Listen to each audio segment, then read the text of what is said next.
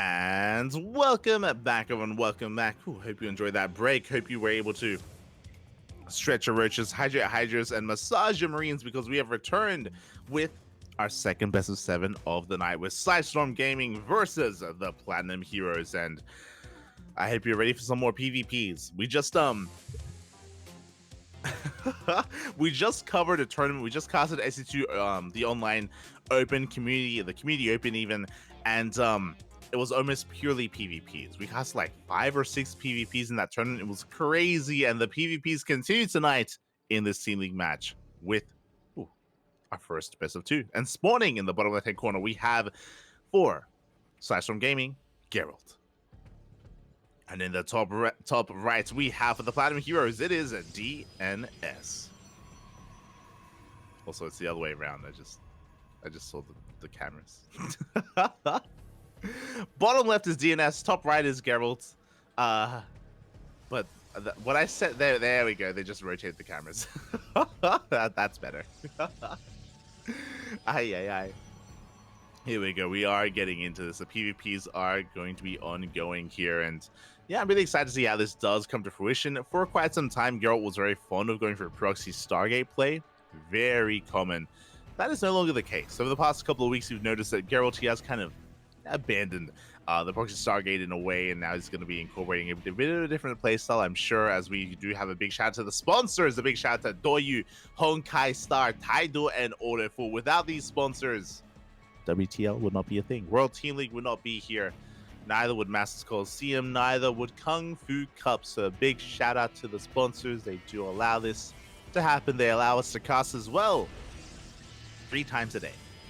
Yeah. Let's go. I mean, to be fair, even if we didn't have WTL, we'd probably be casting 3 times a day anyway. We'll just find something else to cast. 100%. 100% we would. I've turned down casting a couple of events because we're also covering WTL. So don't let that fool you. We'll always be live, Fabi. Always. But for now, we are just going to be easing our way into this. Oh, so far, 2 gate openers. 2 gate openers from DNS. 2 gate openers from Geralt. So far, so good. See in the chat, I'm still not used to the shaved Geralt. I know, I'm not used to it either. I think what's the problem? Okay. It isn't just the fact that Geralt is now clean shaven. It's also the fact that when it comes to the lineups leading into this match, the player shot of Geralt still has the mustache. It still has the facial hair. That's the problem. You're reminding us, you're teasing us, when we're leading into the series, you're showing us a Geralt at full power, at full form, with just like a beautiful face. And then bam, we get the player cam, and it's a different person. Who is it? That's not my Geralt. Hashtag not my Geralt. Aye. It's the contrast is real. The contrast is real. And I love Geralt, don't get me wrong. I love Geralt, But I do miss his mustache. It was beautiful. And here we go. As of for now, we do have our shield battery being thrown down here to wall off. Geralt did open up double adept, quite an aggressive opening. He's going toe-to-toe with the Stalker even, getting quite a lot of hull damage, and he's going to be able to chase it down. The Stalker does have to retreat, but a second Stalker has arrived. It looks like we're going to be trading 1 for 1. Oh, can we get it? Oh! It looks like we barely can. 1 Stalker for 1 Adept. And Geralt still has that pylon up and running, still being as annoying as possible. The shield battery finishes as well. Geralt forcing some mistakes here from his opponent. Gonna have to kill that later here to finally break free and actually saturate his natural. So nice moves here from Geralt.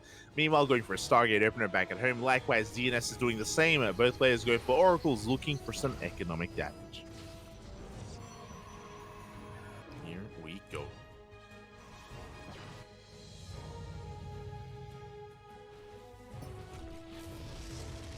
Here we go, because oh my god, actually, because of that wall off as well, Geralt was able to expand. DNS is going to be stuck on 1 base that much longer. Coming in with that Oracle, he needs to get some damage done. He's going for the probe, but no, the shield battery is done. The probe is saved. Geralt does force DNS back. Behind this, Geralt getting into Phoenixes as well. Robo for potentially immortal production. DNS is one step behind. Just now expanding, just now taking his natural. Did get into his own Phoenix. Is going to be chasing down the Oracle of Gerald, forcing the recall. This Oracle wasn't really able to get any damage done. 0 kills on it. But, again, the Phoenixes have been produced, and the bases are getting up and running. They're going to be slightly ahead in those workers. Meanwhile, DNS going for the faster Twilight Council. We have Blink on the way. Basically, DNS has a faster Twilight Council. Gerald has a faster Robo. As Gerald does chase down that Oracle, is going to get a kill.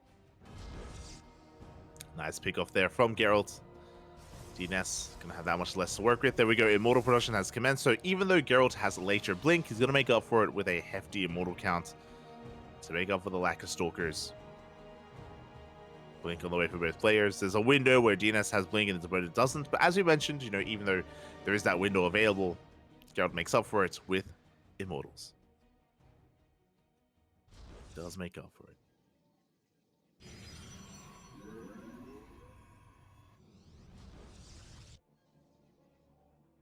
I imagine it was I imagine it was a lot of maintenance. Yeah, I've never tried like properly growing out like a beard or like a mustache or like a goatee or anything.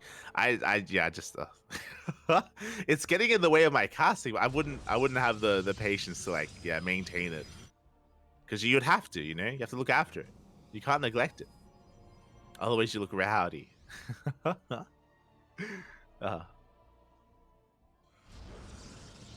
For now, Gerald's going to be moving out. Going to be pushing towards the third base. Oh, with this Immortal, we may even be able to force a cancel. Yeah, the army has arrived. We're going straight for the pylon first. Phoenix does go down. Bit of an overextension. Force fields as well, but Blink should finish. We go straight for the Immortal. Nice pick up here on it as well. And the Immortal is going to go down. Gerald being punished here, not aware of how far behind his own Blink was, how far ahead it was for DNS. The Phoenix coming in clutch, and DNS shuts down this push completely. At the same time, Stasis Trap into the natural, but DNS, he does react in time, he does pull back. Good Blinks here from our blue Protoss. And he's going to get every single Stalker. Oof. Ay. Meanwhile, we get the Stasis Trap into the main. Oh! Not bad. We get, what is that, 4 or 5 Stalkers? We get, sorry, 4 or 5 Pros. We get some Stalkers. No, not again! No, we came back too soon. Back to back. Layering Stasis on Stasis. We get the Mineral Line. DNS, meanwhile, he commits. He's forced to recall, bleeding out 1, 2, 3 Stalkers. The advantage that DNS once had, not as large as it once was. Oof. Losing a big chunk of Stalkers. His economy taking a big blow as well. And that was pretty necessary, just because of the kind of fumbled attack at the third base of DNS. Gerald, he needed something to go his way.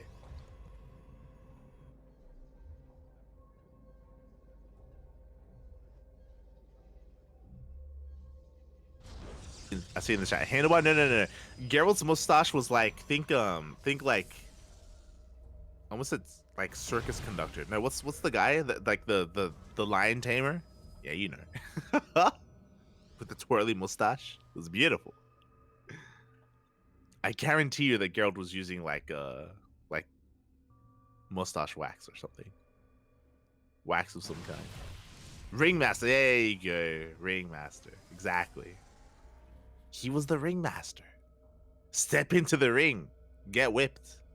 Alright, let's get into this. As we see, Gerald in between the bases is going to be threading a dive towards the natural or the third. Oracle's going to be also keeping some supply busy here in the main. Immortal's going ham. We dive on it. Where's the shield battery, by the way? Where's the overcharge? No sack defense. 2 Immortals go down. Big pickoffs here, and DNS, he's falling apart. And Gerald, he smells a weakness. He goes for a GG, gets called. And Gerald will take game number 1. Whew. GG. Yeah, pretty chaotic, pretty back and forth game overall, but he did kind of see a weak point there in the defenses of his opponents. Again, it was pretty back and forth for quite some time there, but GNS, he just wasn't ready for an attack at his third base. The shield battery in overcharge was caught in the midst of reinforcing his army with that immortal as well. He was caught with his pants down, and with that, Gerald takes the first game.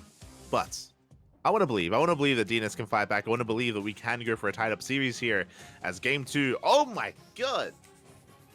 This is why I love WTL. Our player, there are no vetoes, which means we can go for some of these wild and crazy maps. DNS, he's going for Radisson Station. Let's go. But I feel like the dynamic, you can see Gerald smile. Yeah, he knows. I feel like the dynamic on this map for PvP is going to be really weird. This could be an odd one. Okay, so on Radisson Station, because it's so large, you can get away with some greed. I could see like a gate expand from both players into Phoenix Wars. This could just lead into Phoenix Wars, which I mean can be a really kind of risky thing to rely on as well. But that could be on the table. Regardless, we're getting into this, and in the top right hand corner, we have the Platinum Heroes. It is DNS. And in the bottom left, we have his opponent. We have a PSISTORM Gaming. It is Gerald.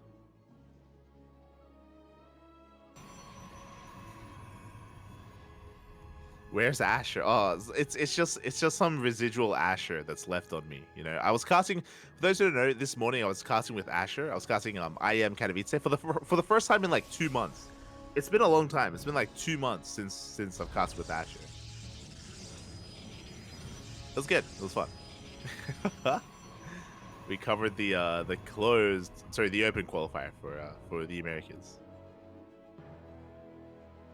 You missed us, bruh. Esther Frost. Shaking my head. Yeah, it was good. We were able to cover a lot of Terrans just for Asher. Until then, though, we do have a gate expand set up here from DNS. Likewise, a gate expand from Gerald. As to be expected, we spoke briefly about this map, but this is a map where you can cut corners, you can be hyper greedy here, go for a fast natural, you can go for a fast third, there's a pocket base, bear that in mind. Oh, but Gerald going for a 2-gate opener. This is unexpected. Okay, so Gerald, he's going to be delaying his expansion with a 2-gate opener instead, so he's going to be the aggressor. And DNS has seen this. He has confirmed the second gateway. He's aware of what's going on. DNS, he can, of course, respond. I'm sure he's going to try and temper himself and not cut too many corners. Otherwise, he could just die. Especially because this could lead into a one-base all-in. Geralt could double down. The Zealot is going to be forced out here. We throw down the pylon, delaying the expansion. DNS did open up double gas, and he is going for a Stargate. First Stargate before Nexus, but his goal here should still be to expand. And my eyes are glued to Geralt. Glued like his mustache. Where do we go from here? It's going to be a cancel the pylon. A second pylon was thrown down. You can see his opponent doing the same here across the map, throwing down pylons, delaying the expansion of Geralt. But Geralt, he's just hyper-fixated here on Stalker production instead. Stalkers are coming out.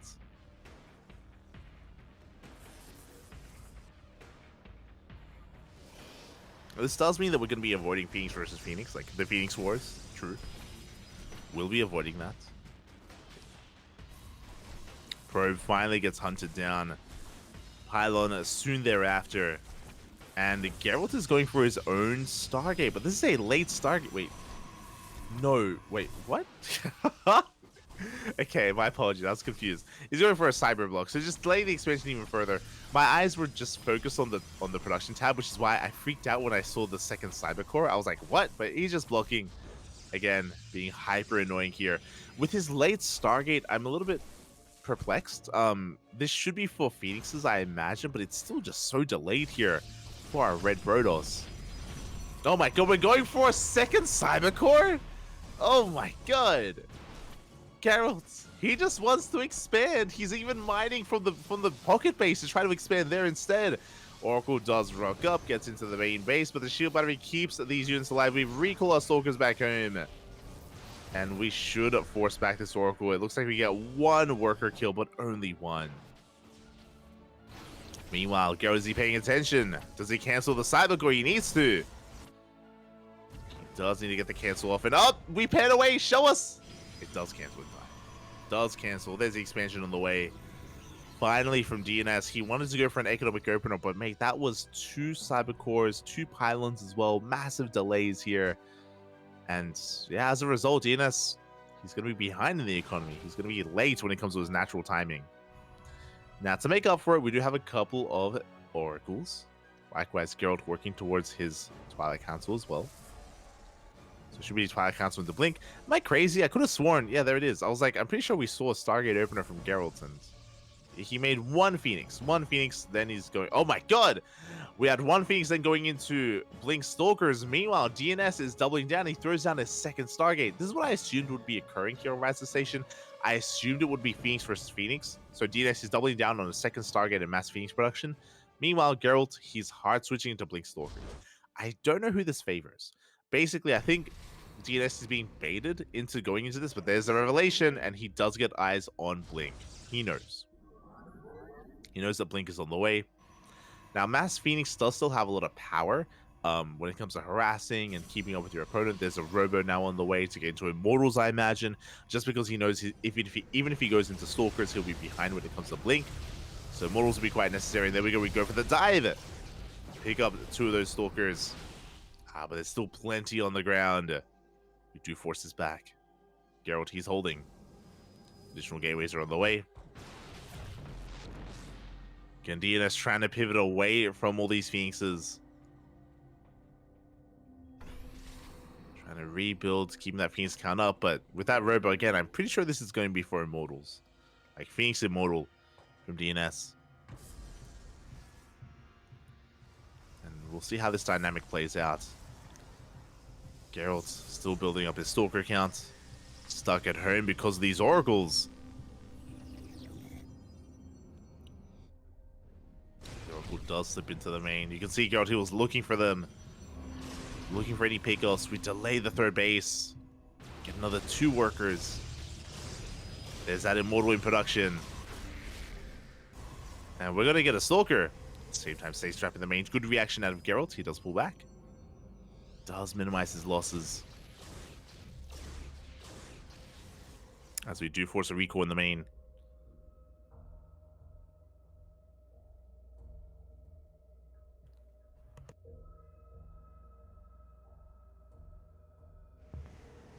Does force that recall. Meanwhile, Gerald, he's just pushing. He's ignoring the Stalkers, moving across the map. He runs into the site defense, though. We have a really strong defensive line for DNS, which is why we should be working on a 3rd base. It's quite late for Gerald. But the Oracles, they get in. Oh my god, no shield battery. 6 workers go down. And can we catch? We can catch the Phoenixes. We get up. Oh, and we don't quite get one. We do get the Oracle at least. Some pickoffs. The game is going to be settling for a moment. Both players are trying to expand. We do see Gerald knocking down these rocks to be able to blink into the pocket base as well. With a much more mobile army. And you can see that DNS, he's also trying to pivot away from those Phoenixes, as we mentioned before. We have a Twilight Council and a Forge on the way for +1 and blink. But we could just go +1 and charge. See the direction. There it is. Yep, charge is on the way. I do think at this point, like, catching up with Blink Stalkers is going to be too difficult. So he's going to try to make up for it with Immortal, Charge, or Archon. But here we go. We dive on top of the Immortals as well. Damage is being dealt. We get 1 Immortal, but it takes a long time to focus them down. Oh, these are expensive trades for Gerald. He does trade. He does trade before getting the hell out of there. Yeah, recalling back home. Army supplies are similar. Worker counts likewise similar as well. DNS, the Immortal count was reset, so he's going to have to start from scratch.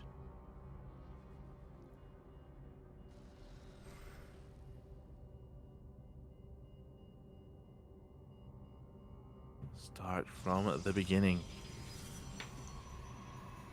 Well, meanwhile, we have a Robo on the way for Gerald, so we can catch up in that Immortal count. Or even go for Disruptors. Possible. Charges on the way. Phoenixes, they do get into a mineral line. The cannons aren't done. We're going to get 5 workers. Not too bad. And a Stalker. Very nice counter attack. At the same time, the Oracles are getting to the main. Oh, we do have Stalkers at the pocket base. The pocket. Oh, is this an overextension? And we dive into the pocket base. We try to focus down some of these Phoenixes, but alas, DNS, he's just picking this army apart, lifting up so much of it and shutting it down. Ay, ay, ay. The Blink Stalker army just getting annihilated there. And with that, so that's a lot to recover from. In a mirror matchup, oh, Gerald, he's going to make some magic happen here. And there is a world. If Gerald can somehow catch the Phoenixes on their own and reset the Phoenix count, then I mean, that would be a good way to come back. That's what he's relying on. He's going for it. Blinks on forward. He gets one. Only one, though. Does get a Phoenix. The other two do escape.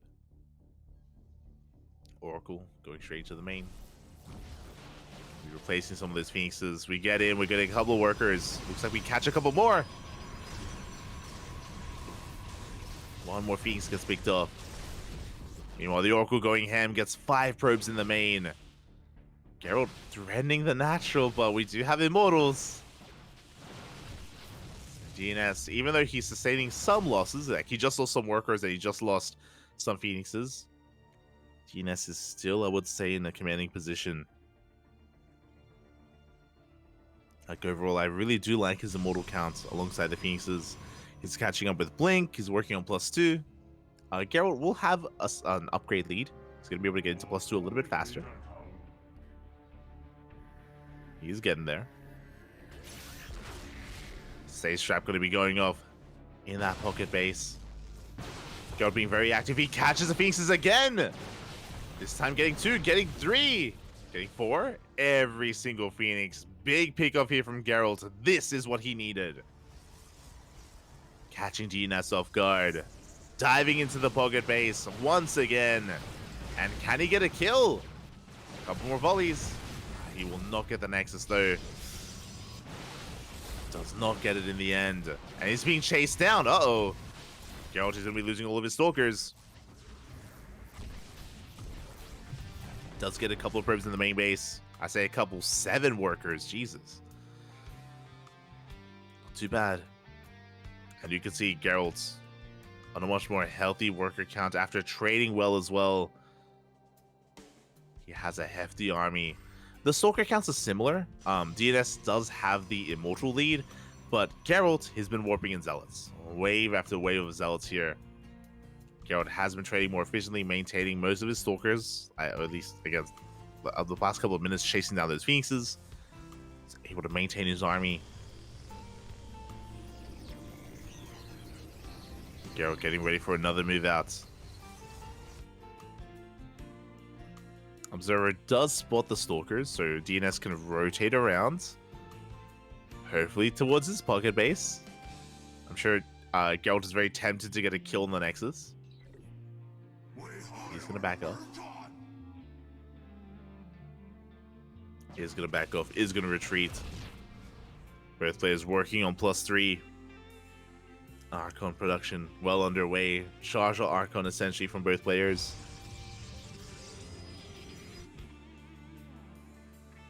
This could still go either direction. Like, I would say that Gerald, he does have a nice lead for now, as we just continue to harass the economy.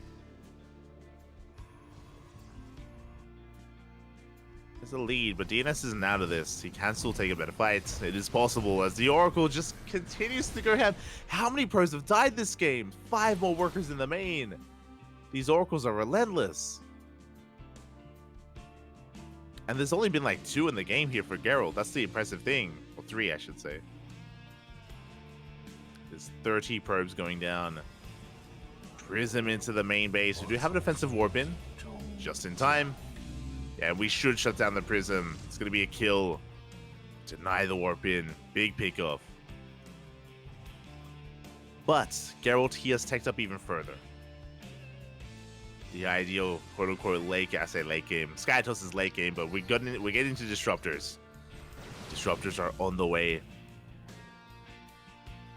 Stalkers are being chased down. Speaking of late game, there's that SkyToss Fleet Beacon in production. Oh my god. We got another 4 workers. No shot. Calm down, Oracle. Calm down. But yeah, fleet beacons on the way. That should be for a mothership. We can then get into carrier production. Tempest later on. We are settling into a longer PvP. Longer than we're used to. Again, thanks to the map, I'm sure. It's very large. A lot of bases to be taken. Even if players do take some losses, they can recover. They have enough time to. Their opponent just cannot really end the game.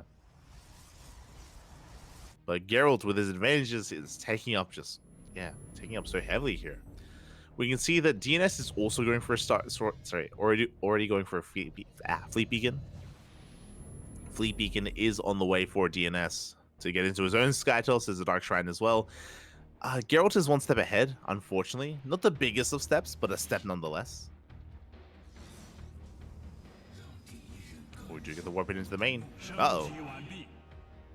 Geralt, does he see? He's maxed out. He can't warp in defensively. Yes, a recall.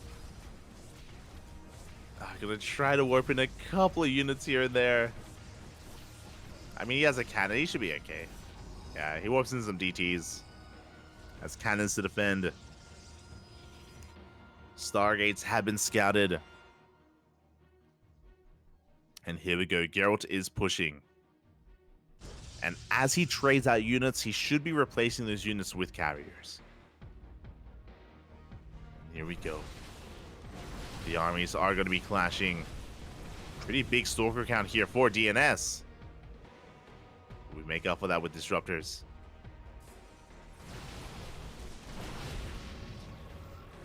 Again, Geralt has to be very careful with his trades.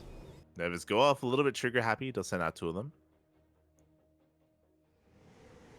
As Geralt backs off. We're retreating for now. DNS moving forward, being distracted by the main army. Geralt getting ready for a big Zealot counterattack. Going for the Nexus. And he does find it. Does dive on top of the base. At the same time, DT harassed, but we have we have cannons and shield batteries. It's going to be a kill, not a cancel on the Nexus. Meanwhile, DT's in the main base. Oh, they're going to get a Stargate. Pretty big payoff, actually. Very nice. I love the blink. We trap in the DT. We get a kill on both of them. Very nice moves. You know, DNS pushing right through the center. Both players are building up a bank. Geralt with a slightly larger one. Prism coming back in for another DT warp in. Tempests are in production for Geralt. And this time a Zealot warping into the main. We do have a defensive DT.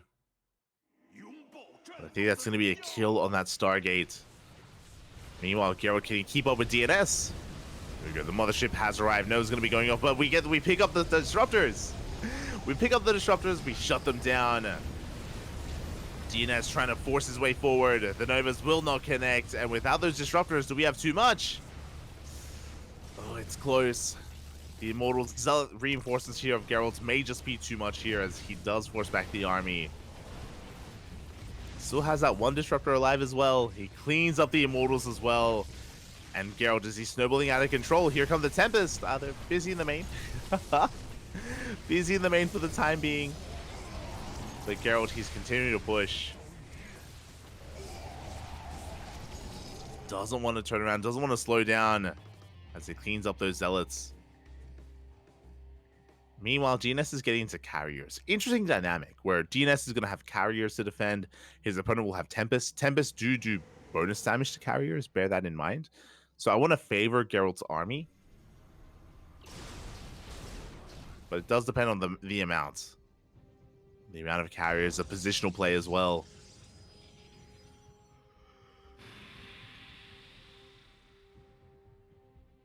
Yeah, as you can see, DNS going into Tempest himself. He's aware of how effective they are.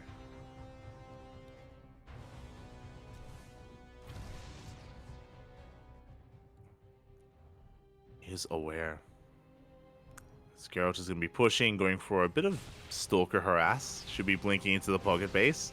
Earlier, he was trying to get a kill on this Nexus, and can he finally get it? We have the overcharge. We have the shield battery, defensive DTs. Gerald, he does pull back. Main armies are going to be clashing. The carriers, they have arrived. Ooh, 3 carriers. And we're going back into Phoenixes? Question mark? Oh, I'm not too sure how I feel about that, especially against Archons. Yeah, they go for the Disruptors, but you can see the Phoenixes, they have to back off immediately. They cannot engage. The problem is the range of the Phoenixes. If they try to dive on top of the Tempest or anything really, we have so many Archons to support. Here we go, Phoenixes, they try to push their way forward. We have the Cloak. Nova's going to be going off. Big Novas here on the Archons as well. There's only 3 left for DNS.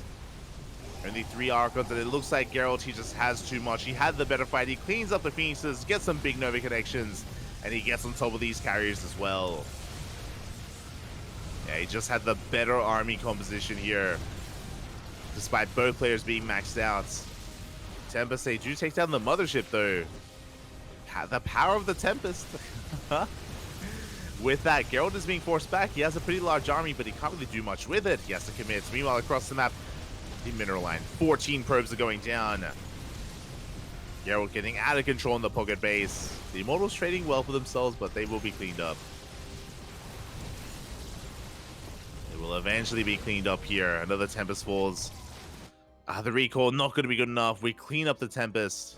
Meanwhile, that is 6 Dark Templar. 7. Yeah, it's just too much. GG gets called.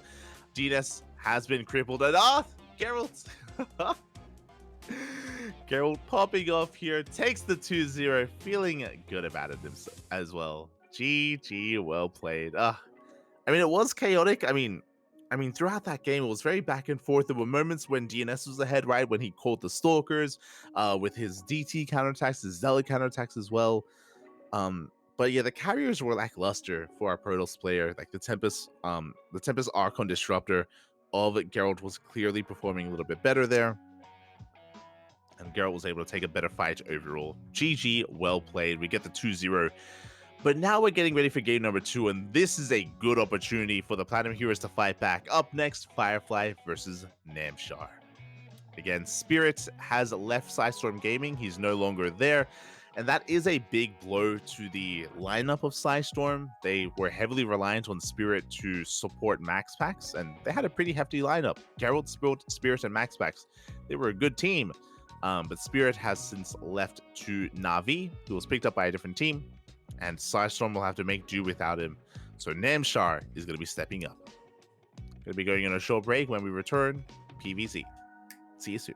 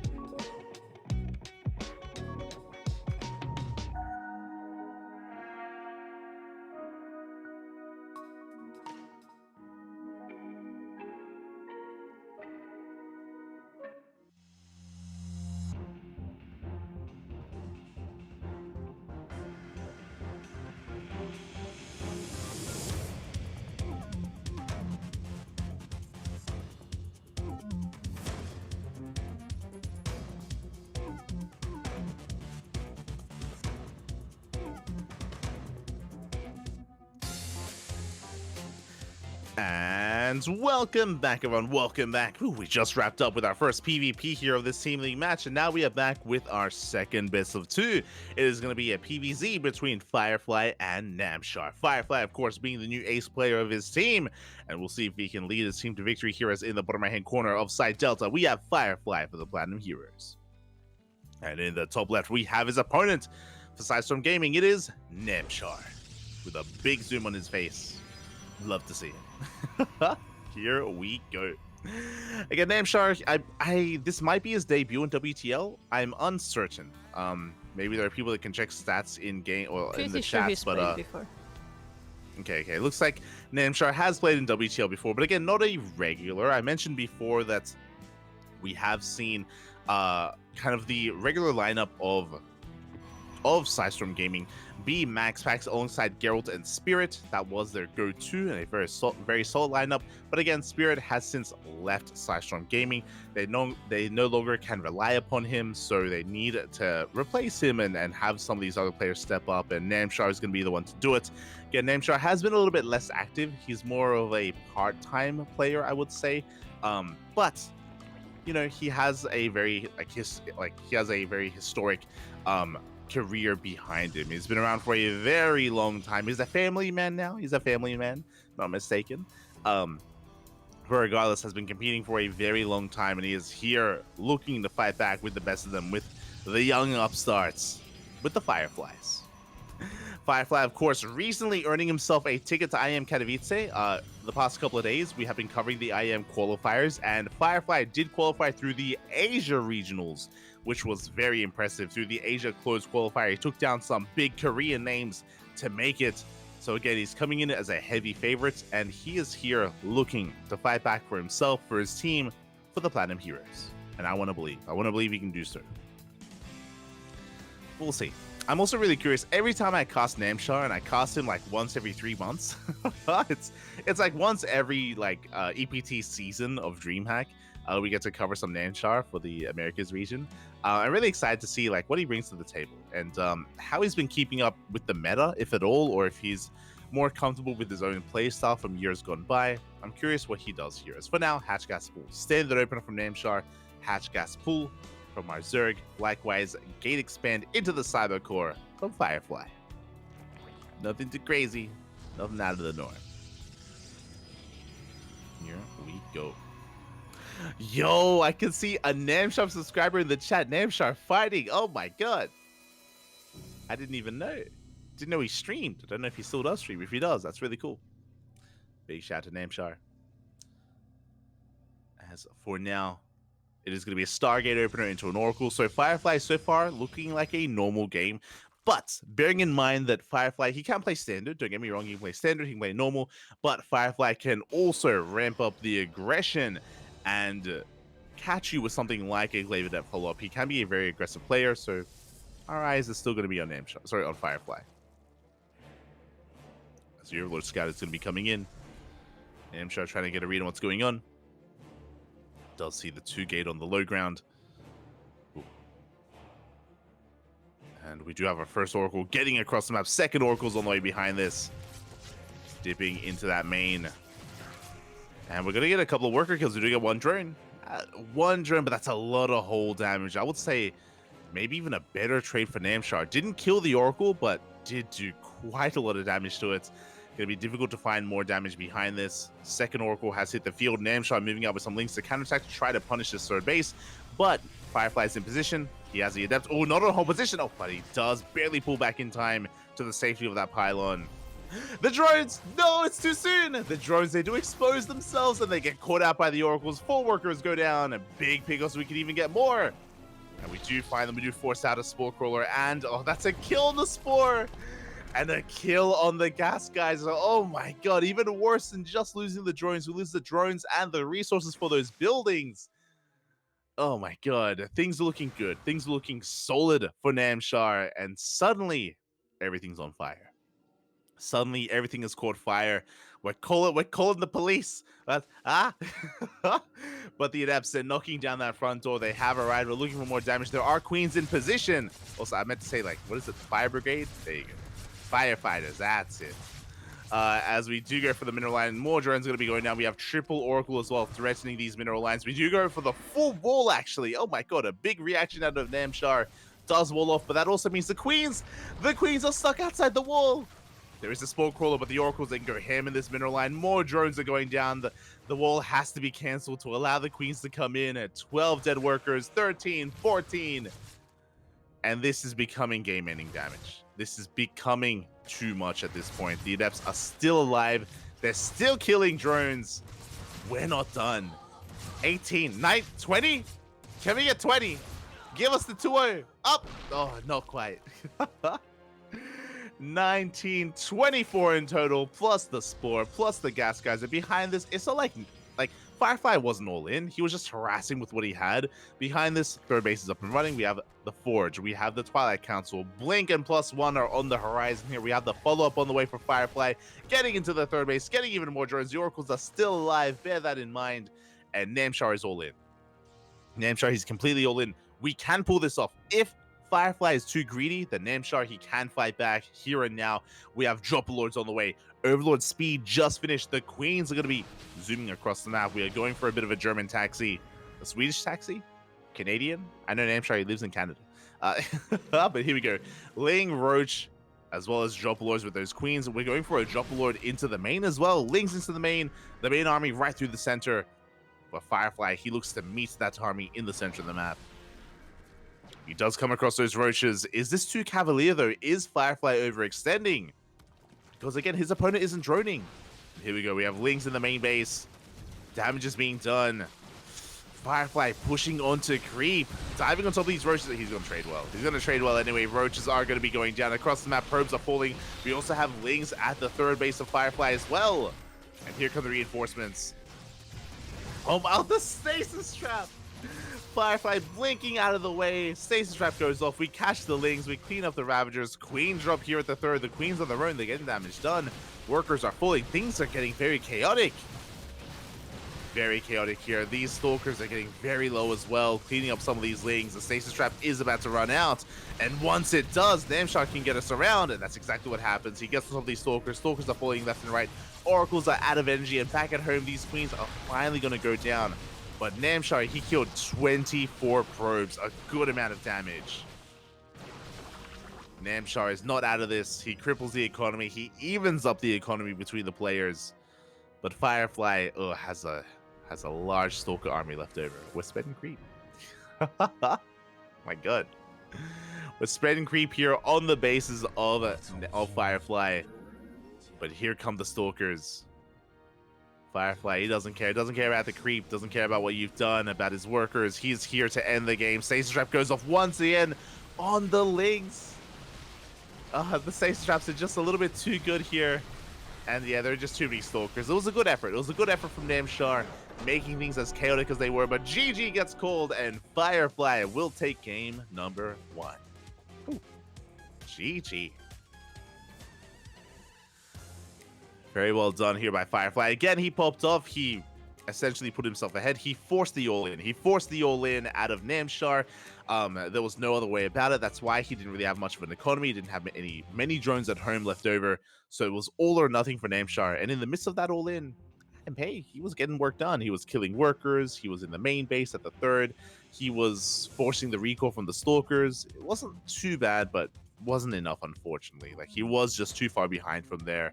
And it wasn't enough to overcome the damage that was dealt to him earlier. And now we're getting into game number 2. This makes plenty of sense. This is a very common Zerg pick for game 2, Equilibrium. The common Protoss pick is Radis the Station. The common Zerg pick is Equilibrium. Reason for this is, 1, it's wide open. Long rushes is by ground, so you're relatively safe. You have a lot of bases to take. And of course, the gold. The gold is available. It is very viable and very possible for Zerg players to actually get their golds as their natural or their third or their fourth. You can take it whenever you want, essentially. Each is a different form of aggression, and each has to be punished in a different way. But usually it forces reactions and forces the hand of the Protoss. So yeah, we'll see how Namshar approaches this, and we'll see when he does take the gold. And which gold he takes as well. Meanwhile, behind this, big shout to Fernando. Fernando in the chat for resubscribing 32 months with Twitch Prime. Thank you, Papi. Quack, Papi, quack. Fernando has been a supporter for a very long time. Do appreciate it. Always, Papi, always. As we get into game number 2, and in the top left, we have Firefly for the Platinum Heroes, and in the top right, we have Namshar for PSISTORM Gaming. Let's go. See in the chat. I love Firefly. I wish it was coming to Atlanta. Yeah, it's a little bit sad. For those who don't know, Firefly, one, he did qualify for IEM Katowice, did qualify for that. He also qualified for DreamHack Atlanta as well. Firefly did do well enough in his regionals to make it to Atlanta, but unfortunately, visa issues are a thing, and Firefly is unable to travel, is unable to go to Atlanta. From my understanding, these issues should not be a thing for IEM Katowice, and he should be able to go to Poland, but unfortunately cannot go to Atlanta. So is a shame. Is a shame. Smooch, Papi Smooch. Are the good PSISTORM players busy? What? You just named a bunch of players that aren't on PSISTORM. What? You said MaxPax, who is on PSISTORM. Then you said Cure, Skills, and Clem. No, they're on Team Liquid, right? What? What? As we are going for a hatch block, here we go. Namshar going for a hatch first across the map, delaying the expansion of his opponent. Boys are being pulled. We're diving on top of the hatchery, though, forcing quite a lot of lost mine time now. Namshar is not going all in. Don't get this confused. This is not all in. This is a way to get ahead economically, going for the proxy hatch, and also, of course, going for his own expansion back at home, making life uncomfortable and difficult here for Firefly.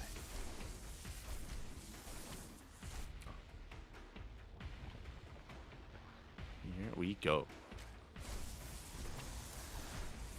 As we are just diving on top of that. And eventually we should force a cancel. This hatchery should not finish. Oh no, never mind. We commit? I think this was a bit of a mistake. On the one hand, yes, it does mean that you have to wait for the creep to recede, and you can maybe kill a probe. And oh, we will get one probe with the broodlords. Sorry, with the broodlings. But that's also 300 minerals down the drain. That is not cheap. That was not a cheap loss for Namshar, especially with the, not new change, but with like the quote-unquote change from a couple of years ago, where the creep from hatcheries does recede very quickly. There we go. The creep is already gone at this point, so Firefly can expand. I'm on the fence whether or not that was worth it for Namshar, killing one probe and delaying the expansion by an extra couple of seconds. Regardless, he is expanding back at home, and he's getting into Link Speed. Link Speed is on the way. Lings are in production. Namshar droning up to 20. My eyes are on Namshar. Are we going to keep on droning? He was forced to make these links because of these zealots, though. The zealots, they have arrived. And can we get us around? Oh, the kiting is looking good. Kiting looking good here from Firefly, trying to reduce that surface area as well. The links, they go for the adept, but we kite around the zealots. Very nice control. Very nice control there from Firefly. Just pulling those lings apart should clean them up. It looks like one adept is going to go down, but look at the lost mine time here at the natural base. We do force those drones off of the mineral line. The zealots, can they kill a drone? Oh, they shouldn't be able to. The lings, they come in. One of the drones gets very low. We do get a nice positioning here. We do pick off an extra ling, and finally we get cleaned up. And now, as the dust does settle, Firefly is up in workers. That's a little bit concerning. He's up in probes. His natural is getting up and running as well. He's up by 4 workers. Stargate is done. Oracles are on the way. Firefly is getting into his game. He's getting into his build. Namshar still getting there. Still just building himself up. Not in the best position. He is working on a third. The third base is going to be the gold, and that can more than pay for itself. That's a great way to come back and bounce back in this game. But we'll see if Namshar can actually make use of it. As the first Oracle is getting across the map. Again, we've seen Firefly pop up with this harassment. Goes for the main. There's one queen in position. We get one drone before being forced out. Oh, that's a lot of hull damage. Nicely done by Namshar. Does punish the Oracle. Gets a lot of damage done. The Oracle doesn't die, but it is going to be denying it, or, again, just forcing it to think twice about coming back in. As we have joined forces with the second Oracle. Lings, they come in for a bit of harassment. Get on top of the pylon, and they may get a kill. Ooh, adepts are a little bit delayed here. The Oracles, they come back home, and that's a kill on the pylon. And that's something. Not a bad pick off here from Namshar. behind this, working towards a Roach Warren. Gold base is about to get up and running. Meanwhile, Firefly is transitioning into a Forge and the Twilight Council, a standard transition here, working towards Blink and +1.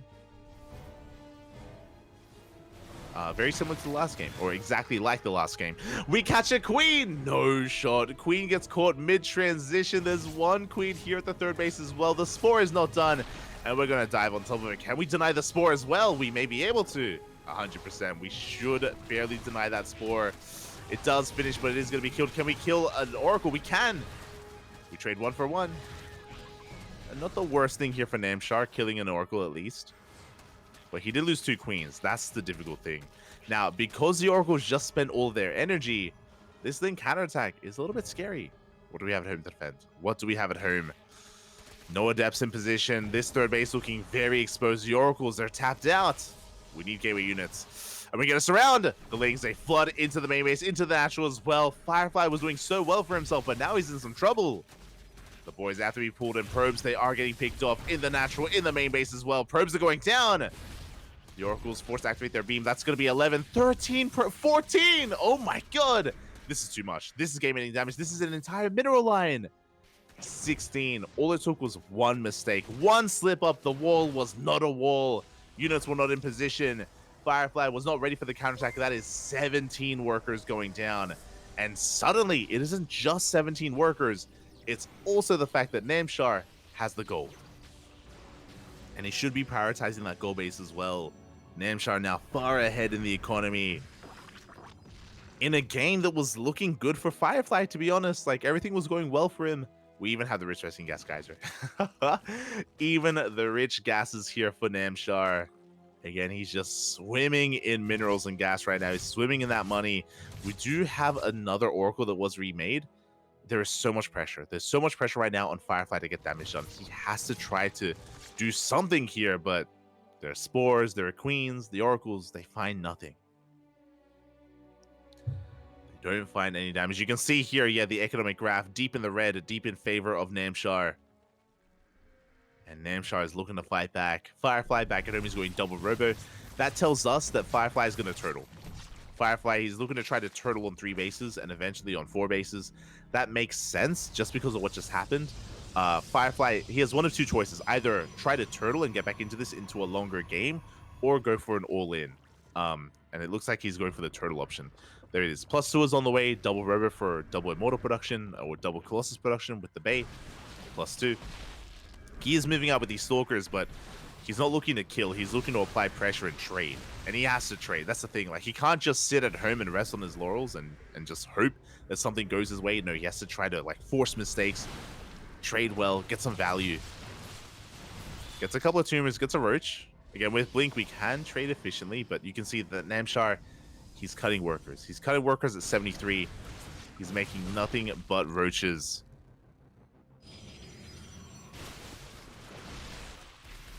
We are going to be pushing. We are going to be pushing. Files not quite going to be connecting. We can focus on some of these Ravagers. But Namshar is up in supply. We've got 24 more Lings on the way. Hive in production as well. My god. Not letting up on the tech. Hydrogen's done. Lurker down all the way. We're getting into Hydra, Lurker, Viper. So Namshar, he's not just committed to a Lair Tech army. No, he's thinking further ahead. Teching up even further as well. And Firefly up against the wall. Bleeding out some of these Stalkers. Expensive losses here for the Protoss. Does have a 4th base on the way. Roaches have arrived. We do have a decent amount of Immortals though, but one of them's exposed. 2 of them exposed! Not like this. The Immortals, 1 goes down, the other as well. There's no prison to reinforce or to juggle to keep them alive. Big pickoffs here from Namshar. Taking down 2 Immortals. Ay. And with that, Namshar, he's got a good economy. He can drone up to 80, and there it is. We have 13 drones on the way. Hive is finishing, Lurker Den's finishing, and Hydra Lurker Viper is soon on the horizon. And Firefly doesn't know. That's the problem. He doesn't know that his opponent is getting into that, like, ideal anti-ground toss army. And once again, Firefly, he's poking, but he's not pushing. He's not committing. He's just poking and prodding with these Stalkers. He doesn't know that he's on a timer in a way. But even if he knew, I don't know if he could do anything about it. As again, he's just trying to trade, trying to get on top of some of these queens. There it is. Lunkers are in production. Lurker range on the way. Hydra speed. 6 lurkers in total. Firefly is getting his 4th base up and running. But he needs time. That's the thing. He needs time to allow that base to actually pay for itself and to come into play. And Namshar, he's not giving him that time. He knows he has momentum on his side. And he knows what to do with it. And here we go. The Lunkers, they have been revealed. And we're going for the 4th. We're going straight for that 4th base. Firefly going to try to keep up. He does have a good amount of Immortals. He has a good amount of Immortals. We have the shield battery. We have the overcharge. So far, we are holding. But the Lurkers are getting within range of that mineral line of the base. Vile's going to try to connect with the Overseer. So with the Observer. Doesn't quite get it. Revelation. Firefly, he's holding. Forces back the army. Only loses 2 workers. Doesn't lose any Immortals. Another Revelation on the Lurkers. But you can see more Lurkers are on the way. And as the Lurker count gets higher, it's going to be that much more difficult to engage. Without Skytoss, without Disruptors. It's so difficult to push into this army. And we're working on it. I believe the Bay just finished, so we can work towards Disruptors. Firefly needs more time. Meanwhile, we're rotating towards the south. Revelation does tag some of the army. Does tag the Lurkers. But they're bullying the ground army back. Again, Lurker range has completed. That's the towns as well. Working through those rocks. Namshar, he has maxed out. That is a big Immortal army. So with a good concave, potentially Firefly can clean this up. But he does need a really good engage and a really good concave. He's trying to set that up. Disruptors are in production. With some Miracle Novas, we can pull this off as well. 1 connects, 1 is not good enough. Oof. Big spine volleys. They're chewing through those Immortals. We're getting on top of the production. These Robos are exposed. 1 Robo goes down. Oh, the Lurker. Oh, the spine shots. Getting a wave of Stalkers. Here come the reinforcements as well. Novas go off, but they graze the army. More than anything. You can take a fight once again. Good connection. Takes another Lurker. Very nicely done. The Vipers! The Vipers! Oh my god. Calm down. Vipers will be pulled back. Firefly, he's holding on. He's got a decent economy, 4 bases. There it is. Fleet Beacon is on the way. 2 more Robos. He's working towards Skytoss, but it's still on the horizon. It's still a ways away. Lurkers, they do borrow. Oh my god. They take down an Immortal. A good fight for Namshar. And he's going straight for that 4th base once again. The Immortals are having a hard time keeping up. Good Nova. The Novas, they're going to be... Oh my god, big connections on the Immortals. Sorry, on the Lurkers. Very nicely done. Now we can collapse on this army, and every single Lurker is going down. Those Purification Novas, they were insane. And Firefly, he resets the Lurker count. But Namshar, he's still remaxing. Again, because of the gold base, because of his economy, because of how many bases he has in general. Namshar's remaxing. Firefly had a good fight, but he still has to rebuild. He still has to lick his wounds. He did lose a lot in that fight, and Namshar's going to be the first to remax. Mothership is on the way. That Lurker count once again rebuilding and remaxing.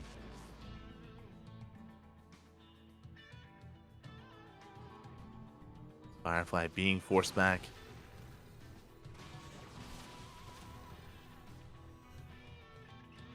From here, Namshar, he can kind of pick and choose how he wants to attack. Firefly is finally getting a 5th. Very important. 5th base is on the way for Firefly. That is going to be huge. If he can get up, if he does get the 5th base up and running, he can throw down more Stargates and get into Skytoss. He will have the economy for it. For now, Temple Archives is on the way. We're just pointing out we don't have Adrenal. As we do rotate towards the 5th base, it looks like we have outpositioned Firefly. Namshar does get here in time. Novas go off. Decent connections, but the base goes down, and that's all that matters. Namshar, his win condition, contain his opponent. Just contain Firefly to 4 bases. Never allow him to expand. That's all he does have to do. Gets an Oracle.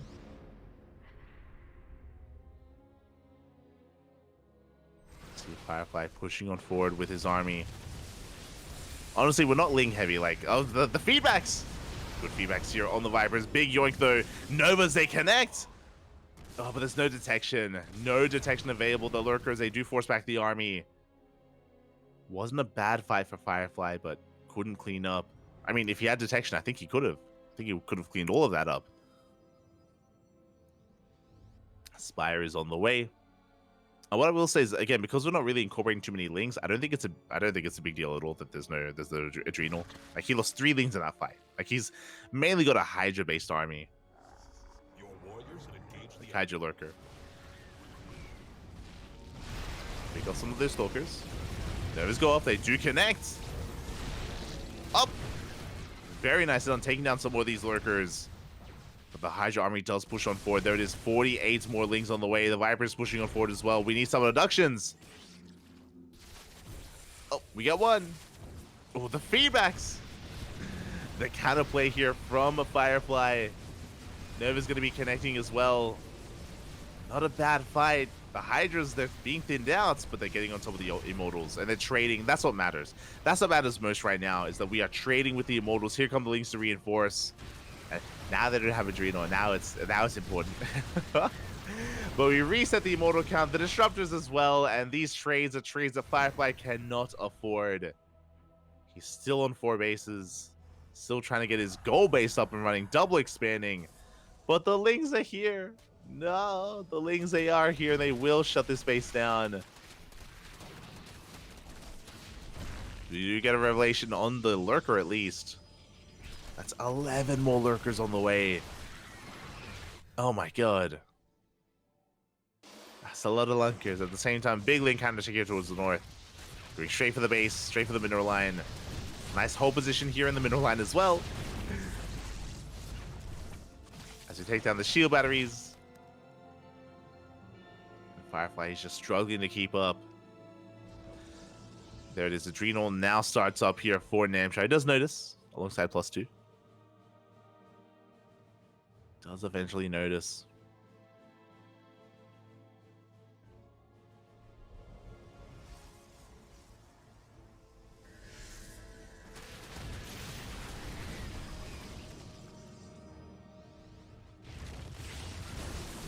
As yeah, we're just pulling him apart. Here come the abductions, the yoinks!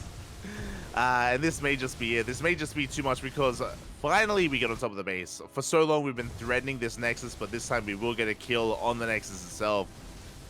Firefly not quite where it needs to be, just being pulled apart, just spread too thin between all these bases. 19 workers go down. And Namshar, he's looking to fight back for his team. Looking to, again, kind of, that's a big Ling counter that gets into a mineral line as well. And that's going to be GG and Namshar. He does fight back, does put a point on the board, and does earn his spot here on the PSISTORM gaming roster. Let's go. GG. GG, well played. And this was all off of the back of a Ling flood. Remember, Firefly was doing well. He had a stronger start. He had a better start. He was killing workers. He was killing queens. And then all it took was one mistake. The wall was open. The natural base was exposed. Lings flood in. And Firefly just wasn't ready for it. He didn't have the warpins available. He was out of energy on the oracles. Remember, that was after the oracles killed queens. So they had 0 energy left. They could not help to defend. And that was like, what, 24 dead workers in total, I want to say? Like, it was so many dead probes.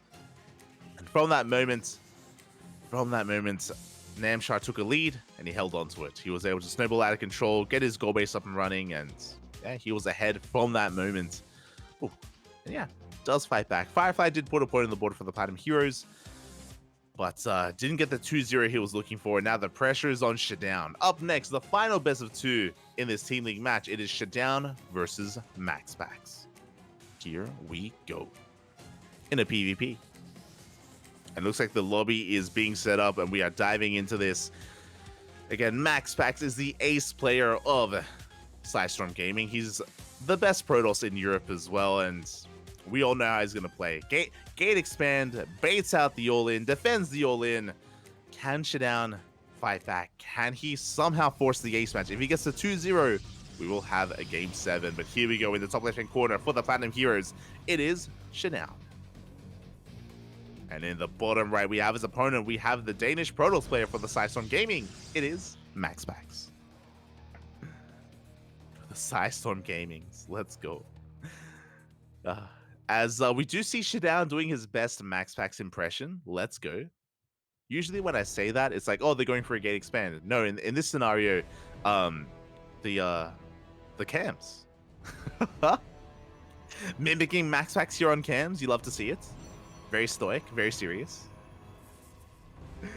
As we are just setting things up. Again, it's going to be a 2-gate opener out of ShaDoWn. It's going to be a gate expand from MaxPax. As to be expected, MaxPax, he has a reputation in PvP for almost always going for gate expands.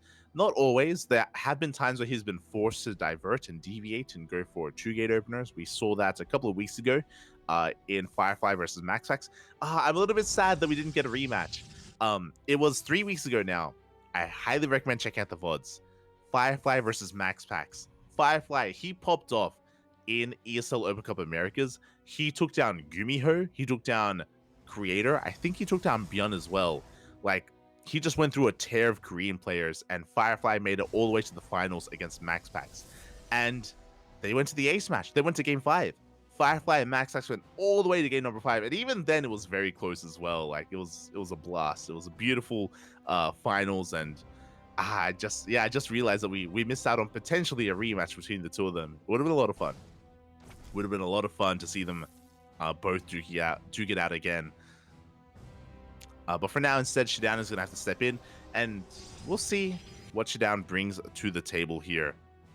As we did see a double gas opener out of MaxPax, so it is in a way a gate expand, but he's going for a Stargate first, just being safe.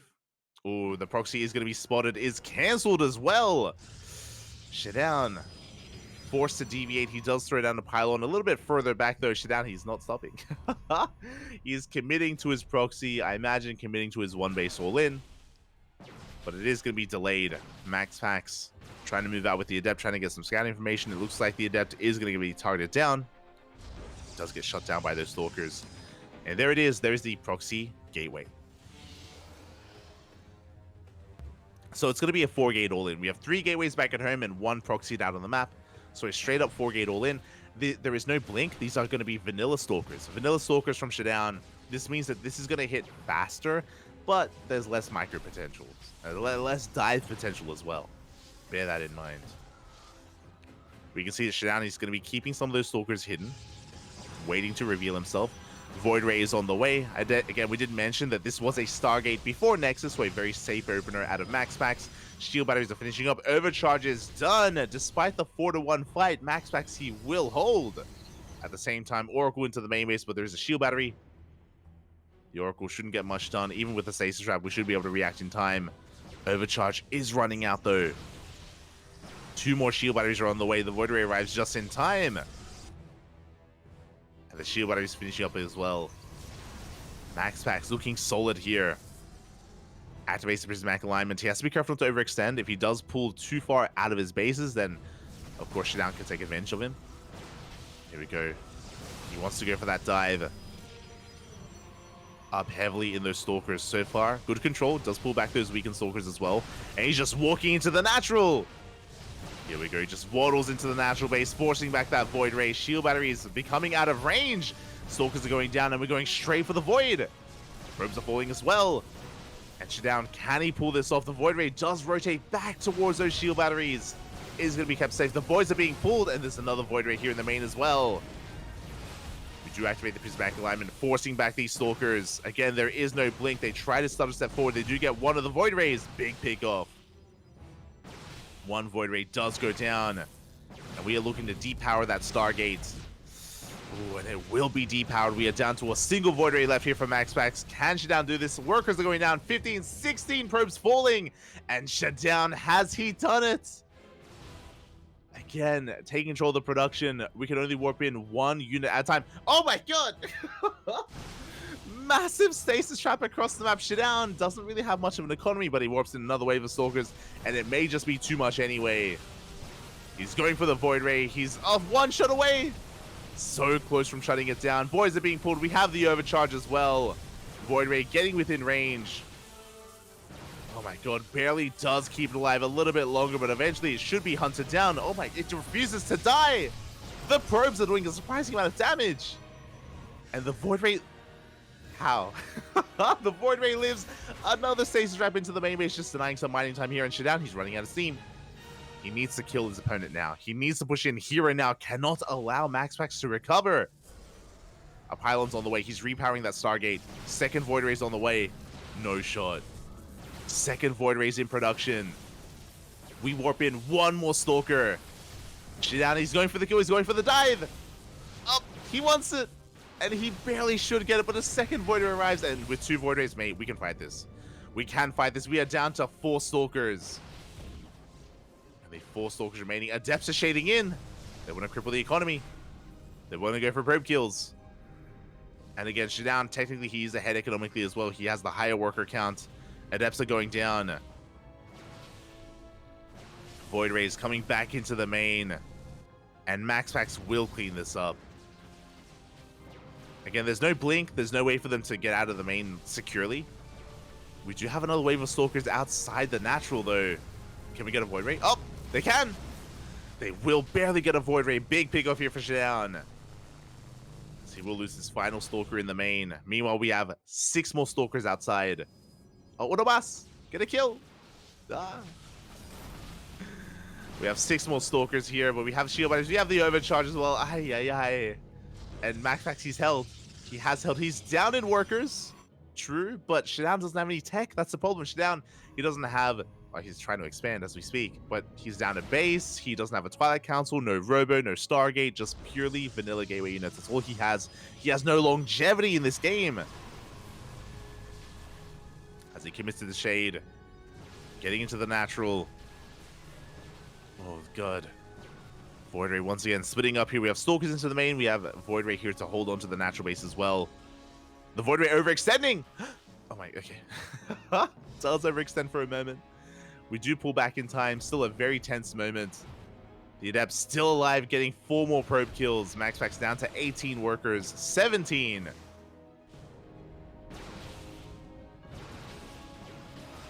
He's still struggling to survive here at his natural. Down to 3 shield batteries.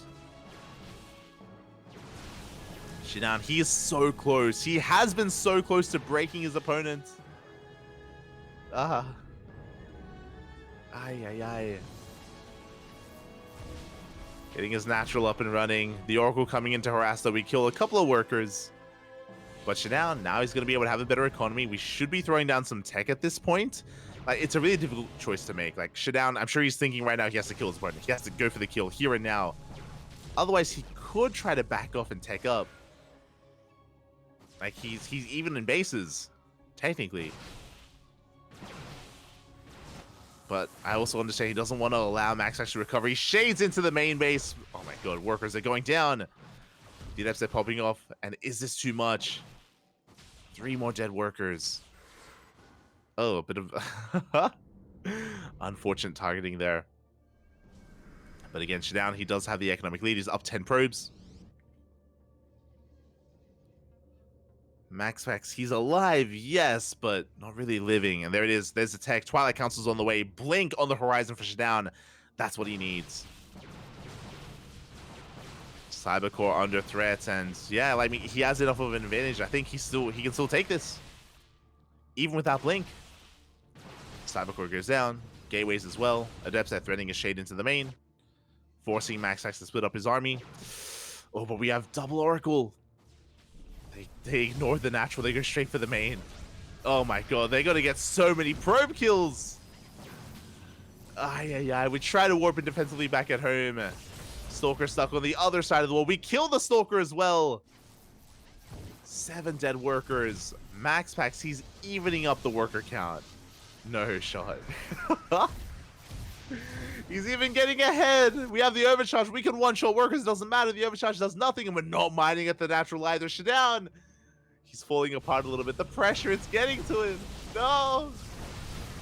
He's committing, though. He's diving in. He has a good Stalker count. Focusing on the Stalkers, but he's taking too much damage. GG gets caught. He cannot break MaxPax. And MaxPax takes game 1. Oh my god. He was dead. He was so dead. Oh my god. I mean, shout out to ShaDoWn. Shout out to ShaDoWn. Like, he almost took that. And there are definitely things that could have been done better for ShaDoWn. Don't get me wrong. He had the economic lead. There were moments where he maybe overextended a little bit too much. And he almost did it, Buff. He almost pulled it off. GG gets called. And now we're getting to game mode 2. And sporting in the bottom left-hand corner, we have ShaDoWn for the Platinum Heroes. Oh my god. And in the top right, we have for PSISTORM Gaming, it is MaxPax. MaxPax having the wherewithal to invest into a second Oracle instead of another Void Ray. Okay, like winding it back, I need to talk about what just happened. I didn't even notice it. But in the middle of that defense, despite the fact that ShaDoWn had an abundance of Stalkers, despite the fact that MaxPax was treading water, by the way, he was treading water, he was barely surviving, to have the wherewithal to, instead of making another Void Ray, he made a second Oracle towards the end there to harass, to cripple the economy, and it worked. It was a Hail Mary play, very much so a Hail Mary play, to make a second Oracle, to get across the map, to cripple the economy, and to force the all-in, basically, from ShaDoWn, to just cause so much chaos. And yeah, that was wild. That was wild. That was, I would probably say, like, the game-winning move for MaxPax, because if it wasn't for the second Oracle, if it wasn't for that, ShaDoWn's fine at home. Like, the shield battery does its job. His economy's fine. He can focus on his attack. He's not forced to, like, pull workers away and have no mining at the natural and all that stuff. Like, he has a much more, he has a much easier time there, either killing his opponents or getting into the mid game and transitioning out. But yeah, that was just, yeah, that was the star sense, I guess. Like, GG. Oh my god. Well played.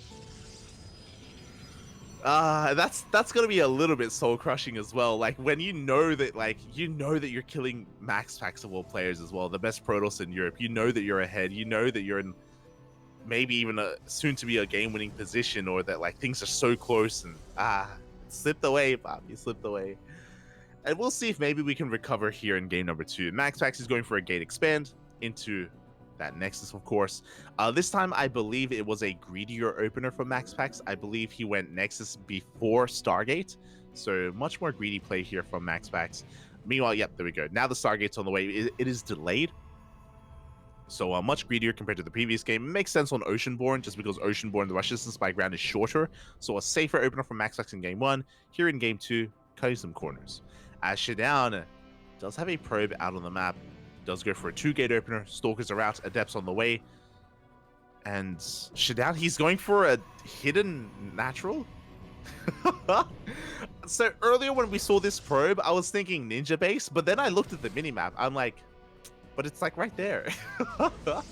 I mean, I kind of like it. So the goal here is to try to fake out an all-in. That's the goal. He's trying to force MaxPax to overreact and to hide his natural base as well. Not in an exposed position, not anywhere crazy, but just hide it from his opponent and hopefully force, like, 2 shield batteries, extra void rays, extra gateways, right? Like, force MaxPax to fear him. And we'll see if it pays off. MaxPax is throwing down a second shield battery. He's throwing down a forge for cannons as well. Forge is on the way. Shield battery in the main, yeah. MaxPax, he's convinced. Adepts say shade in. Oh my god. ShaDoWn dives into the main. Probes will fall. You also see the forge. He should be feeling pretty good about that as well. Like, MaxPax, he's being hyper defensive, and he's still going to be losing probes. 2, 3 probes go down. There's no WSS game heart, so we have to count. But I believe that was 3 workers. Not too bad. Ooh. As ShaDoWn is taking an economic lead, there we go. He's going to be recalling towards his quote-unquote ninja base, or his hidden base. And MaxPax is being sold a story, and he's eating it up. So far, at least. We can see MaxPax is trying to break free, trying to figure out whether or not there is an all-in. There we go. Now we have an Oracle on the way. Remember, this game, instead of going Oracle first, which is what he did on Oceanborn, he went Void Ray first, delaying his Oracle, which means he's in the dark. He has that much less scouting information. He's forcing back the army, but with the arrival of this Oracle, MaxPax can eventually get a read on what's happening. And now MaxPax, he's probing. It looks like he is now aware that there's no all-in, but he doesn't know what's happening. Even though he knows that he's safe, doesn't know if his opponent is taking towards Blink or heavy Immortal counts, even massing Phoenixes back at home, or doing something entirely different. It's just now moving out. And yeah, I do appreciate this approach from ShaDoWn. Very different. Especially after an all-in. As Oracle gets into the main base, Sage Trap is done. We go. Oh my god. Sage Trap is looking to finish, and it looks like it will not. Just barely. Oh, ShaDoWn in position. Does get a volley off on that Oracle. Going for a proxy gateway across the map. MaxPax going for a Dark Shrine. I assumed it would be for Blink, the Twilight Council, I mean, but no, MaxPax, it's his turn to turn the tables here on his opponent. Ooh, and now I'm concerned. So on the one hand, sure, ShaDoWn, he has a better economy. He has a slightly higher worker count. He does now have a Robo on the way. Very important. Robo's in production. He will have access to detection. Here we go. He's going to be pushing with those Stalkers. Threatening that natural. Can two-shot Stalkers. Does pick one off. And his goal here is to contain. I'm pretty sure his goal is to contain.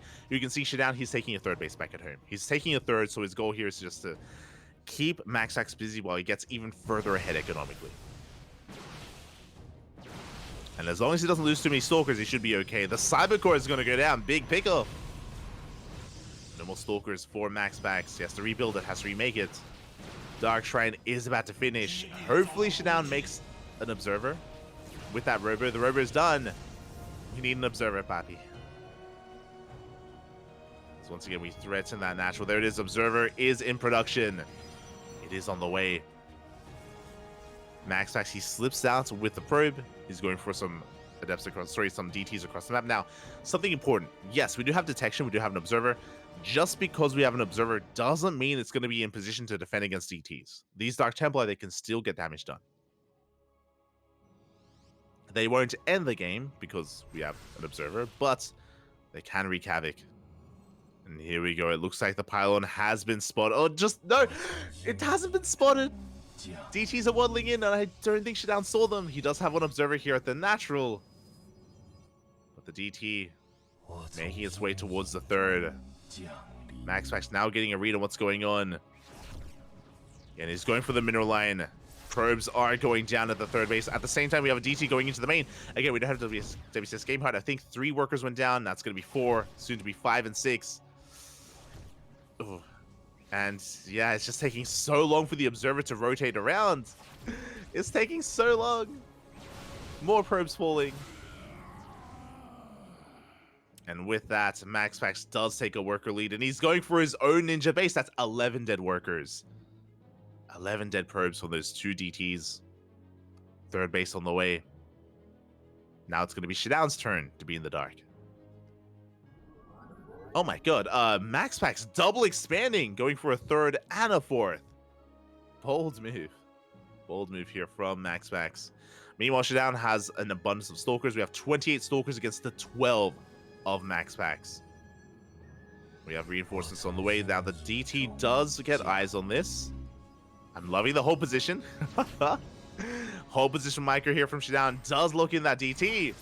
Oh, but who's locked in with who as we do get a kill on one of those Stalkers? Where is the Observer? Uh-oh.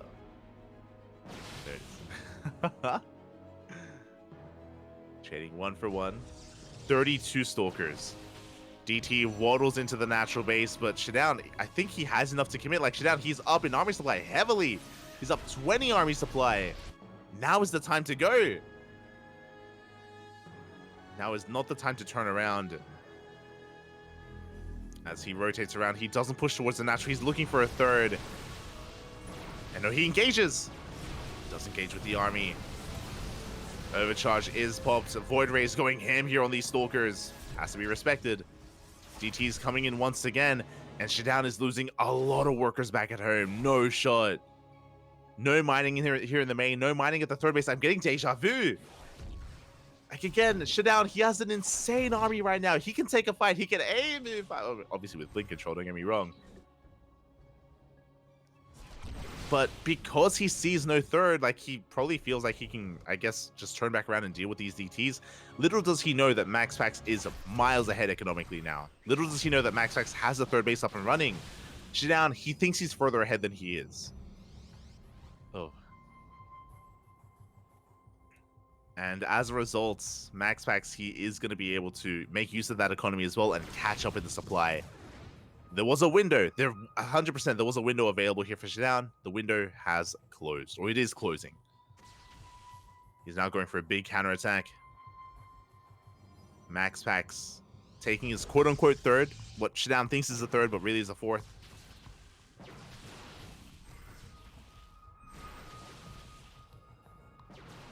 And again, ShaDoWn, he's taking his time. He's got 42 Stalkers to the 24 of his opponent. He's got double the Stalker count. That's crazy. He's going to be posturing outside the third base of MaxPax. Well, I guess the fourth base of MaxPax. Trying to get a better angle. Does get a good concave. Once again, prismatic alignment is going to be triggered. We force a cancel on the base. We get a kill on both Void Rays as well. And we could try to chase this. Meanwhile, the DTs, they're back. More probes are going down. He's being forced all in. At this point, he is being forced all in. We do have the overcharge. That forces ShaDoWn to back off. Probes are falling left and right. Ay, ay, ay. No cannons, no stack defense. ShaDoWn, is he going to turn back around? I mean, again, that supply lead is slowly closing here. It's not as big as it once was. Again, ShaDoWn rotating around. Again, like this entire time, he thinks that he's denying the third, but he isn't. He catches the probes. That could be a tell. That could be a tell. ShaDoWn, did he notice? Did he notice the probes? As now he's down over 10 workers. Pulling back home. And again, this has been fully mining for quite some time. So MaxPax straight up just has had the better economy for the past, like, 4 minutes almost. Oh, the immortal count's getting higher and higher. Again, the gap in stalker counts is also closing. ShaDoWn rotating between the bases. Heading towards the natural. Is going to be able to have a bit of a better engage here. Does have the concave. Zoning MaxPax away from his shield batteries. So a good fight here for ShaDoWn. The army dives on forward. We do have another overcharge, though, being popped. The Immortal's going ham, and ShaDoWn has to back off. And suddenly, the supplies are, for the first time in a long time, evening up. And I'm concerned they're going to be in favor of MaxPax soon as well. Upgrades. We have +2. +3 is on the way from MaxPax. No upgrades for ShaDoWn. Suddenly, the size of his army isn't as impressive. Not anymore.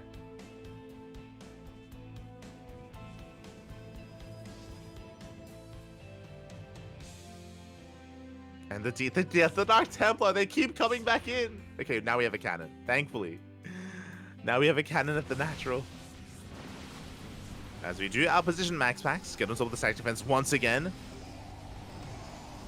Immortal's getting exposed for a moment. MaxPax looking to force his way through, though, and again with the better upgrades, with the Immortals as well, he's just carving a path through all these Stalkers. There are DTs as well, and MaxPax, he can take a fight. GG gets called. ShaDoWn, his army crumbles, his economy crumbled, and MaxPax will take the 2-0. GG, well played. Oh my god. MaxPax, crazy, coming out of left field here, coming back with the ninja base. So again, you saw that when ShaDoWn, he was up like 20 or 30 army supply like 5 minutes ago. ShaDoWn, he kept rotating between the third base locations, denying the third, and he thought that that was enough. He believed that that was all he needed to do. Little did he know that there was already a third up and running, and again, he just wasn't aware of the economic situation of MaxPax. Otherwise, 100%, we would have seen more urgency. We would have seen more urgency from the army, from his movement, from his attacks, and he would have been more willing to commit to some of these fights. Meanwhile, he didn't think he needed to. Didn't think he needed to, and he did. Aye, aye, aye. And with that, we do have the win here for SciStone Gaming. 5-1. At least Platinum Heroes were able to put some points on the board. Big shout to ShaDoWn, by the way. Big shout out, because even though it was a 2-0 in favor of MaxPax, they were comebacks. In both games, ShaDoWn was in winning positions. In both games, ShaDoWn could have won those games as well. So really impressive stuff. Really impressive. Big shout to ShaDoWn to be able to look that good against his opponent. Didn't get the wins in the end, unfortunately, but regardless, really good performance, and I want to believe that he can improve on himself, and yeah, we'll be seeing some more of ShaDoWn in the future. GG, well played. Meanwhile, these are the standings for the end of round 10. We have one round left, and for the most part, we have a lot of these standings locked in. On side, DKZ, Bassus, Shopify, Team Liquid, I think they're all like confirmed for the playoffs. I believe it's top 8 teams to make it into the playoff bracket, and we have some confirmed teams that won't make it to the playoffs. Starving Camels won't make it in. And I think there's still a lot up in the air here when it comes to Mystery Gaming, Starlight, Twinkle, Matcherino. I think Mystery Gaming and Starlight, they're still back and forth. Matcherino can maybe squeeze their way in if Mystery Gaming lose, and if Matcherino wins. Like there's some math involved. There's some math involved, and there can still be a bit of a shift with who makes it in and who doesn't. One round left. One round remaining here for the round robin group stage of WTL. Make sure you're here. Make sure you're a part of it. If you're curious, it is in over a week, the 21st. The 21st of December is when WTL comes back. Why is there a delay? Why are we taking a bit of a week off? DreamHack Atlanta is next weekend, so WTL is going to be taking a break. We're waiting until Atlanta wraps up, because a lot of the players that are involved in WTL will be traveling for Atlanta. So we'll be taking a week off, then we'll return with some WTL action. Also, as a reminder, check out DreamHack. You know, if you're native to the Americas, if you're local to the scene, to the region, then be there for DreamHack Atlanta for a StarCraft celebration for the Americas region. It's going to be a big event. It's going to be huge. It's going to be amazing. And yeah, don't forget to tune in. It's going to be a blast, I'm sure. Going to be a blast. Oh. But with that, thank you so much, everyone, for watching. Thank you so much, everyone, for the support. We had a really long broadcast today. 7-hour cast, 7.5 hours. Oh my god. We were casting the Community Open tournament, the Community Open Cup earlier today, then right into WTL, and this morning was IEM Katowice qualifiers. If you're interested in our next broadcast, it is in how many hours? Oh boy. 7 hours time. In 7 hours and 47 minutes, if you want some more StarCraft, if you want some more CranKy Ducklings, we are going to be live here on this channel with the IEM Katowice closed qualifiers for North America. The final qualifier to determine who makes it to IEM Katowice, who makes it to Poland next year in February. Who's going to be there? We're there to find out. We will be there to find out. Make sure you're there as well. Again, just under 8 hours. Just under 8 hours time. I know it's not the best time for Europe. I know it's a little bit late for Europeans, but if you happen to stay up, be a part of it. Be sure you're a part of it, and thank you so much for watching.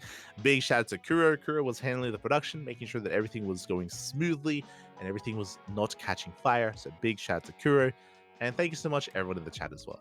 Thank you so much. We do appreciate the support. Thank you. Hope you all enjoyed the broadcast. Hope you all enjoyed the StarCraft. Right, rest, please. I'll rest after I'll rest after. After IEM Katowice, I promise you. After IEM Katowice, I'm gonna go to bed for a good chunk of hours, and then we'll be back with ESL Open Cup Asia. Let's go. The ESL. Look, hey, it's your fault for still having the ESL Open Cups running throughout all the qualifiers. Okay, I can't stop because StarCraft doesn't stop. You know, we got to keep going. Got to keep going. But big shout to Sinistra. Thank you for everything. Thank you. Sinistra is a big name, a big person behind StarCraft in ESL. So thank you for all you do, for all your hard work. We appreciate it. We appreciate it. Otherwise, we'll see you guys next time. We'll see you guys in 8 hours time. Until then, hasta luego. Enjoy yourselves. Enjoy the rest of your weekend and the week leading up to DreamHack Atlanta. It's going to be amazing, going to be beautiful. Stick around. We're going to be giving another StarCraft streamer a raid. I hope the 2v2 tournament is still ongoing. No shot. Did it end? Did we outlast the 2v2 event? We may have. Stick around. We'll find someone to raid. Give them some love. Give them some support. Otherwise, thanks so much for watching. We'll see you guys next time. Ciao.